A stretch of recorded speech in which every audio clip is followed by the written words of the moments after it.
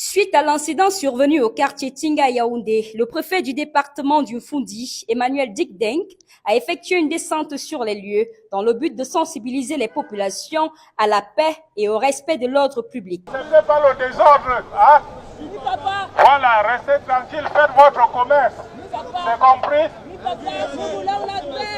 Les populations, les commerçants adhèrent à la paix. Le message de la paix est passé.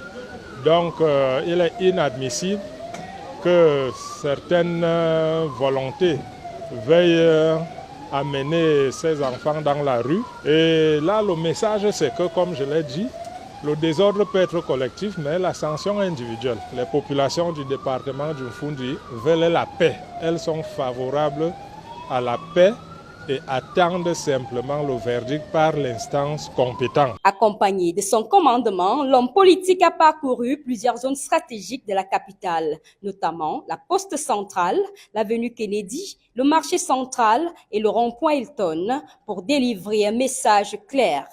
Pas de place au désordre en attendant la proclamation des résultats officiels de la présidentielle du 12 octobre dernier. Le préfet a rappelé que seule la Cour constitutionnelle est habilitée à proclamer les résultats, appelant à la responsabilité individuelle et collective pour préserver la stabilité du pays. Les Lions indomptables, seniors du Cameroun, sont entrés en stage préparatoire hier au stade synthétique de Oran en Algérie pour préparer le dernier tour éliminatoire des qualifications à la CAN féminine qui se tiendra à terre marocaine en 2026.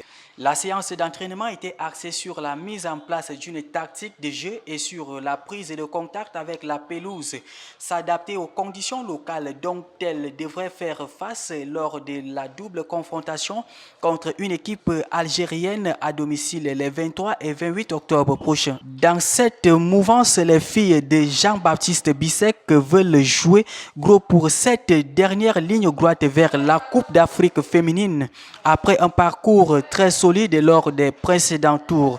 Ainsi, les coéquipières de Gabriela Aboudi Ongene veulent s'offrir le billet pour la compétition.